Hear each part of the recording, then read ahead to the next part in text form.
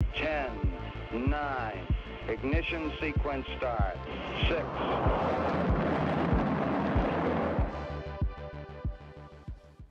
Hello, and welcome to Rocket Fuel, your daily update of everything that's happening in the Rocket Pool community. My name's Whack Whack Attack. Today is January 25th, and we're going to get started with a little bit of a scam warning. So, Danilo Stefan shared the screenshot from a Google search. He says we should do some proactive PSAs about all the scams coming out around Rocket Pool. I know it's crypto and buyer beware, but this was eye-opening. So what is Danilo saying here? Well, cryptocurrencies have always had scams attached to them. It's a relationship as old as time. However, Rocket Pool has recently been gaining a lot of prominence in the crypto community. The price action has been amazing. Like, the hype is off the charts. So what happens with hype? You get scammers. So let's have a look at this screenshot that they shared. We've got 4 ads here from Google. 1, 2, 3, 4 are all for Rocket Pool liquid staking, and they're all scams. Rocketapp.tech, rocketspol.tech, rocketpol.tech, and rocketpoolstaking.org. Before you get to the actual Rocket Pool tool, which is what you can use to calculate income, and then the actual Rocket Pool website. So this is if you do search for Rocket Pool tool. The results are shocking. Like, if anyone was to click on any of those links, very quickly, I'm sure they ask you to connect your wallet. And if you connect your wallet to the site, I'm fairly sure you would get drained very quickly or right away. So please be careful whenever you're clicking any links. If you are in the Rocket Pool community, hopefully you know better than this. If you are trying to get into the Rocket Pool community, please come to the Discord to talk to us here.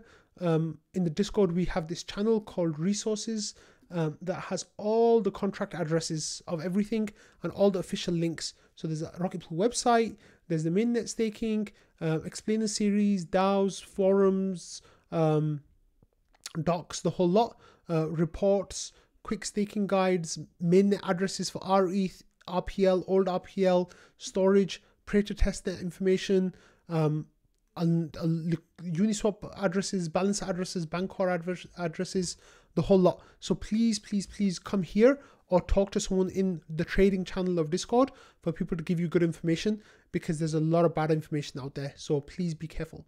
So I'm starting that episode today with that PSA. So I hope people hear that. It's really important. Okay, moving on. We have an update for the smart node stack from Joe. He says we have another minor smart node update today, version 1.7.4, and then there's a link to the release. This is another low priority update for most users that includes a few small fixes and handy new features. It's a medium priority update for Nethermind users since it fixes pruning, and the other client comes with a lot of improvements. As usual, read the full patch notes above for all the details, but here are the key changes. And then there's Nethermind and Nimbus information, and it says if you're running both Nethermind and Prism together, you will need to add, and then there's a tag to the additional flags. Fix pruning. Nimbus now supports pruning, which is really cool. And this release adds rewards tree spec 4, which will go live on February 16th for interval 6. Mini pools that were not active on the beacon chain before the interval checkpoint, and the mini pools that exited the beacon chain before the interval checkpoint are no longer eligible for RPL rewards. So that's changed on how those rewards are calculated. It says Oracle DAO members must update to this version or higher before February 15th to guarantee that your node has consensus with others. So I think that's something that's been happening in the last few months is Fizz, Sasano, Yorick, Butter, I think Yorick, but I think so. People from the ODAO are getting involved in like reaching out to each other, making sure they're all updated to the latest version. So that'll be really important going forward. Next, we had this interesting comment, a tweet from Jasper. Jasper says, according to, actually, let me just click on the tweet so we can see it. He says, according to nodewatch.io, there are 8,398 nodes synced and securing Ethereum. Of those, 2,001 are now being contributed by Rocket Pool. Almost 25% of the network's operators have taken the orange pill more than every other staking service combined and doubled, which is absolutely amazing, right? So basically, Ethereum is secured by a limited set of nodes, and of those, Rocket Pool has an outsized chunk of them. However, there are some caveats to this tweet. First of all, nodewatch.io gets node information by connecting to them as peers and then scraping that information. So what happens is sometimes NodeWatch actually massively underestimates the number of nodes there are. I think there's closer to double that number of nodes. So that's the first thing. So at that point, like, it automatically goes down to like 12.5%, which is actually really impressive when you still consider that, you know, we have around 3% or 2.5% of the market share. Having, you know, 4 times our market share in terms of node representation is really fantastic. Then there's another problem that I will let Noshua tell you all about. So Noshua said the issue is that Ethereum node is not the same as a Rocket Pool node, right? So we count 2,000 Rocket Pool nodes, however, they're not the same thing. So then Takizo asks, how do they differ?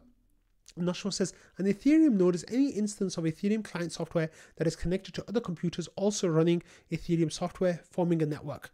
So you don't have to validate that. You don't have to have 32 ETH on there. You just have to be running the client software that's connected to other client softwares as well. A Rocket Pool node is a wallet that has registered in a smart contract.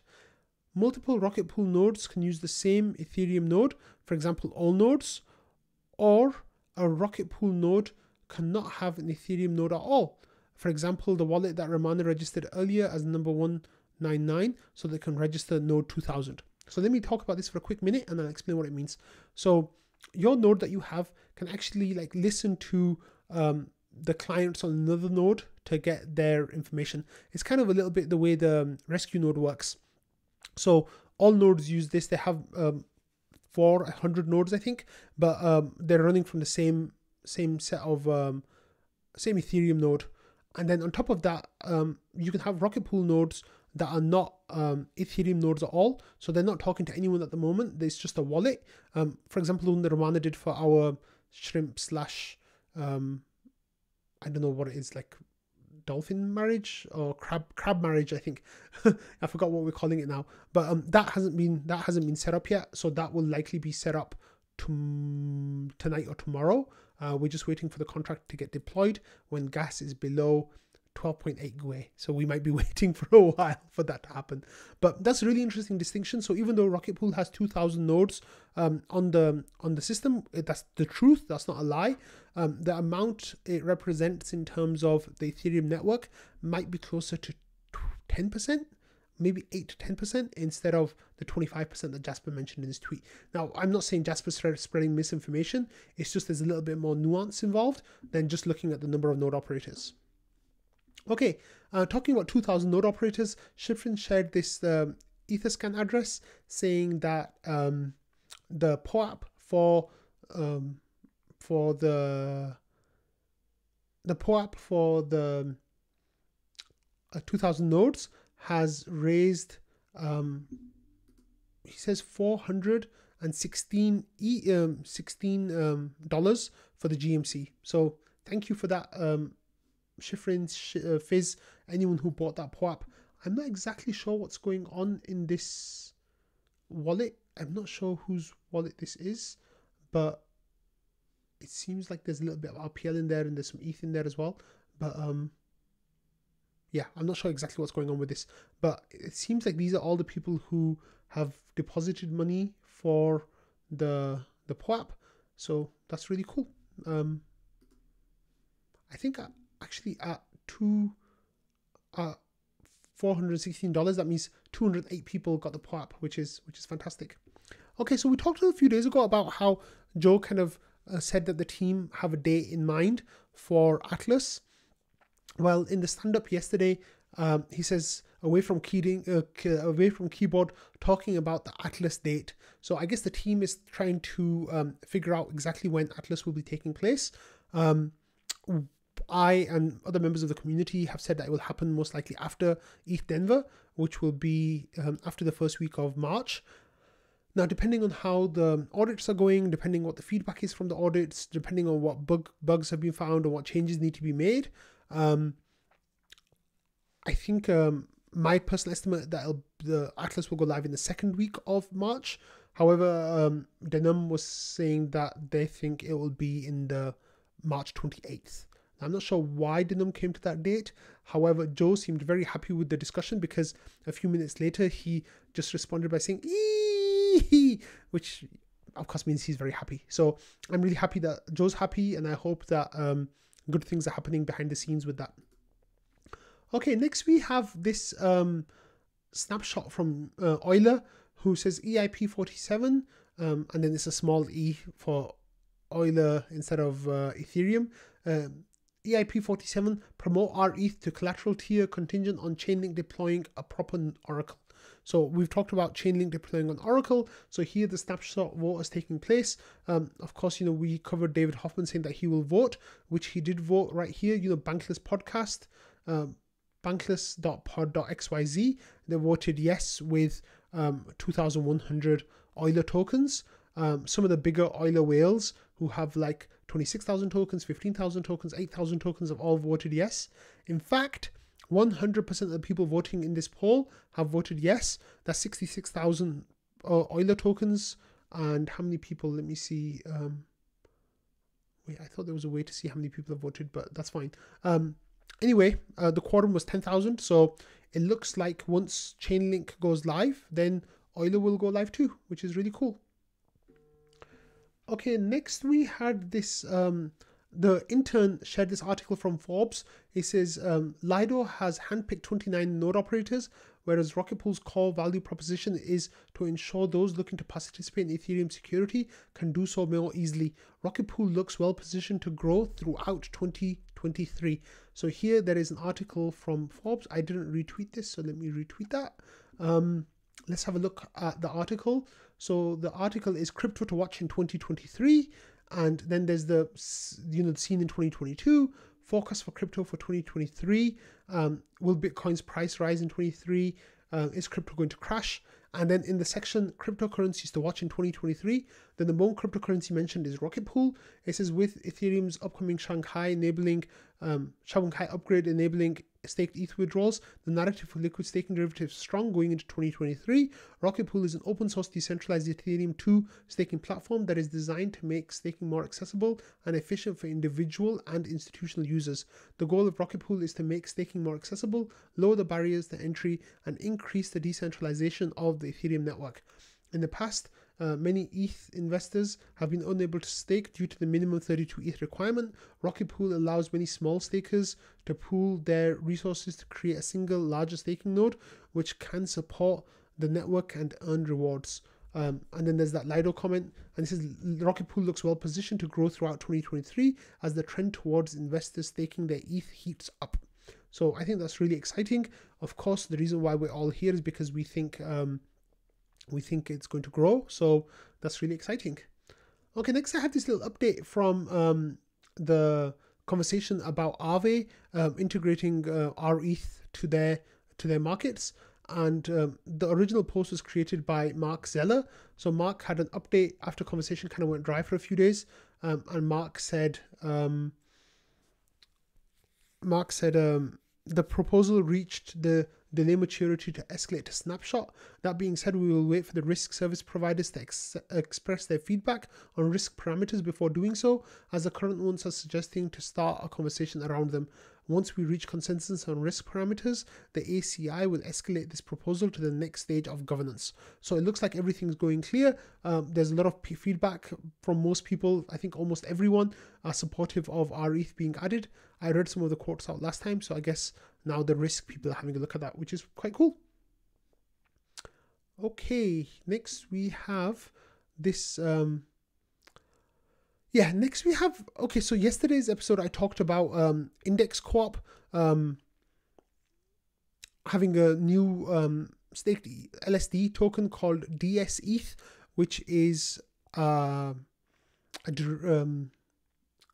basket of LSDs. So Alan.G from Index Co-op came into trading and was talking about the product. and Shifrin asked about, he said, hey, hello sir, is there any portfolio allocation numbers we can read about? And then he says, yes, I see now, this is great. So if you have a look, they are aiming to have 26% dsETH2, which is from Stakewise, 43.9% rETH, and 29.7% Lido STETH.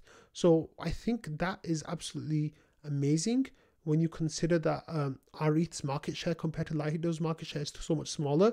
They're really giving a lot more incentive to what's a position to rETH in this situation. So that's cool. But then Alan stayed around for a while and was asking a lot of questions. Community members like Looking for Owls and others had they showed skepticism about purchasing this. So Owl says I could just buy 50% rETH and 50% STETH if I wanted to do that myself, and then not pay for any fees on top. However, Alan was talking about how this will be like dynamic reallocation. I don't know exactly how frequently it'll be reallocated, but they were talking about the different security models around that as well. So it seems like it's an interesting product.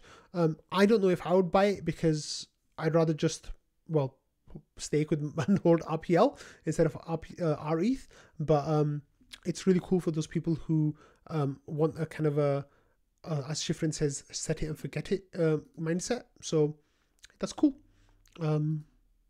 Another way of dividing liquidity though, but let's see what happens. Okay, so next we have this tweet thread from Pressie Moonboy, who's someone I've been talking to on Twitter recently, and he's been making some good points. So we put together this tweet thread saying the liquid staking narrative has gotten a lot of attention lately. Narratives in crypto come and go, but this one I believe has legs. A mega thread of what I found interesting about Rocket Pool and why it's posed for impressive growth in the broader Ethereum ecosystem. So let's have a look at what Pressie says. He says, at the bedrock of Ethereum lies the actual machines and human operators which make all of the higher level apps and economy activity possible. Rocket Pool is a network about as close to the metal of Ethereum as you can get. It amplifies and grows with the value of ETH. And ETH is a blue chip asset, blah, blah, blah. Sorry. And he says, when talking about liquid staking, it's impossible to ignore Lido, its first mover. And this is why Lido is unlikely to be surpassed soon, although I do think it will happen eventually. I believe there are several reasons why Rocket Pool can continue to outgrow it relatively and establish itself as the premier staking protocol. And then it says ethos, and then scalability upgrades, and then tokenomics. And it says in both models, the user stakes an asset, and then talking about like the different things. And it says communities, number 4, and trends for number 5, and solo stakers and whales for number 6, DeFi catalyst for number 7, and then talks about some headwinds that are there, and final curveball. A twist away from some of the points above, but another part of the future for Rocket Pool is centralized exchanges and staking service companies hold 35% of stake. With Rocket Pool, they could easily increase their rETH staking yield by running nodes with Rocket Pool and thus continue to earn the same yield from their own user deposits and commission from Rocket Pool deposits. This makes a ton of business sense for someone like Coinbase or Kraken and would in fact be a centralization threat vector which Rocket Pool has not been used for, but in theory could be. So I want to address this point because I think I have been saying this for a long time, that I think it makes sense for other staking services or centralized exchanges or people to basically go out there and start staking with Rocket Pool behind the scenes because their yields are so much outsized compared to what they're doing themselves. It's something that I think will happen in the next year or two, and at that point we'll have to see how it comes up against Rocket Pool self-limiting at 22%. I think we're still a few years away from hitting 22%, but with these kind of things, I think it'll definitely be possible. So yeah, give this tweet thread a read. There was a lot of good information in here, and yeah, well, check it out. So next, Stale Beer has been saying, hey, I've been thinking about creating a physical coin, purely decorative commemorative, wondering if anyone would be interested in chipping in for the cost of having one.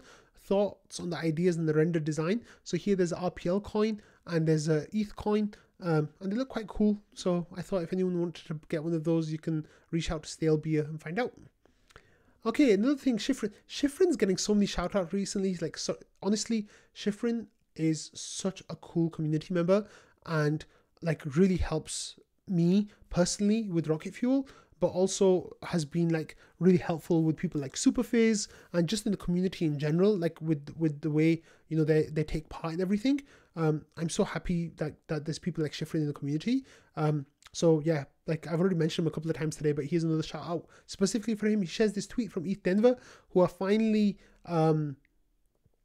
featuring Rocket Pool in their sponsorship material. So we are a Cypher level sponsor, and it says the Rocket Pool protocol makes decentralized Ethereum liquid staking and node operation available to everyone.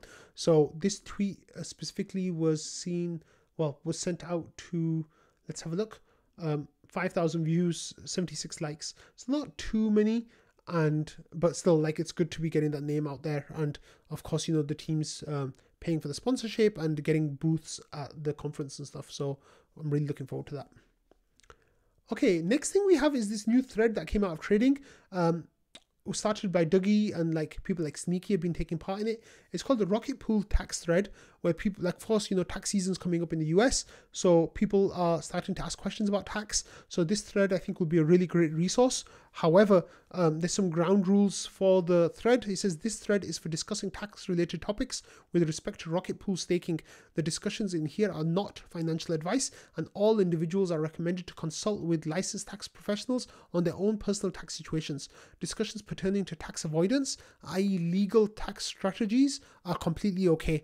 Discussions pertaining to tax evasion, that means trying to get away from paying your tax, should not occur in this thread. So, yeah, and then Dougie says we need the "we don't know shit about fuck" disclaimer. Discussions pertaining to tax evasion are punishable by death. So this, you know, people started sharing information in here about different kinds of tax strategies, and there's some really good information here, good links, and it seems like, you know, they're staying quite active. I know for sure that there'll be a few people who carry on talking in here, but it's definitely one to check out. So click on the link, go join this thread. I need to join it myself. Let me just join this thread so I can see updates from it, and then yeah, there'll be really good advice that we can kind of like share collectively. Okay, next we have this from Object. He says, I doubt they're watching Rocket Fuel because they're not using Rocket Arb either, but it's worth a try. A mini pool by node operator 0x9cc778D will be dissolved in 4.5 days time if they don't fix it until then. They have a few, I think 9 mini pools stuck transactions because they chose to use little gas. And then there's the Etherscan address that takes them there. An Object says, please come to support where we can help you with replacing the stuck transactions. So what happens is they set their transactions as 12 GUI, and the gas never went that far down over the last 10 days basically, and those transactions were stuck. So gas needs to go down to 12 GUI for that transaction to go through. So Object says if they don't fix it, we'll have to pray that gas goes down over the weekend. Otherwise, they'll lose the gas they paid for spinning up those mini pools and they'll have to start again. So yeah, Object says most of the stuck transactions at 12 GUI, which we didn't reach last weekend, could happen next weekend without intervention, but it depends on the market. So if you're listening, please get in touch with support. Right. So let me see what I have here. Jasper is talking to Hop. So Disby here is is a Hop delegate. He says, why is Jasper the friendly ghost on the Hop community call? So Jasper was on the Hop community call today talking about adding our ETH bonder. So what does that mean? So Hop is cross chain bridge. However, I think it's only for the Ethereum protocol. So with layer 2s on Ethereum like Arbitrum and Optimism, and I think also Polygon, which is a side chain. I'm not sure if it's on any other EVM compatible chains, but it might be. But anyway, Hop is like the number one bridge, EVM bridge, and at the moment they don't allow the crossing of rsETH through their bridge, because to cross rsETH you need to have rsETH on all these different chains available as liquidity, so people can buy and sell, well, deposit and receive across the different chains. So someone needs to put down like pretty much $1 million worth of rsETH to set up the bond for that bridge. Jasper's in the community call, so it seems like the community is really interested on the front end. On the back end, the developers are very interested because they came into trading a few months ago and they talked about setting up that bonder, rsETH bonder, which would like, you know, massively increase liquidity of rsETH on the different layer 2 solutions. At the time, I vaguely remember Thomas being semi-interested in putting forward the rsETH for that position. However, I don't know what happened with that. So it seems like that is somehow going forward now. Otherwise, Jasper wouldn't be talking to the community to get support for it. And it seems like the HOP community is very open to including rsETH as a bonder. So that's really good to see. And finally, we're going to finish with another mention to Shifrin. So he says there's a DAO thread here. Sorry if you're missing the left of it on your screen. It says community-led website. Hi all, a website refresh has been a major talking point in this community for some time now. So Shifrin made this thread about like running an online marketing company that specializes in website design, web development, and SEO. I have 10 full-time employees with thousands of dollars of monthly expenses that go towards applications and software for design and marketing. I want to extend my resources to the protocol as much as possible. Here are some ideas that I've designed to show you what a new website could look like. These are fully layered PSDs. I've personally built and managed the development of dozens of websites like this. So if you have a look, there's like some links as to what it might look like, and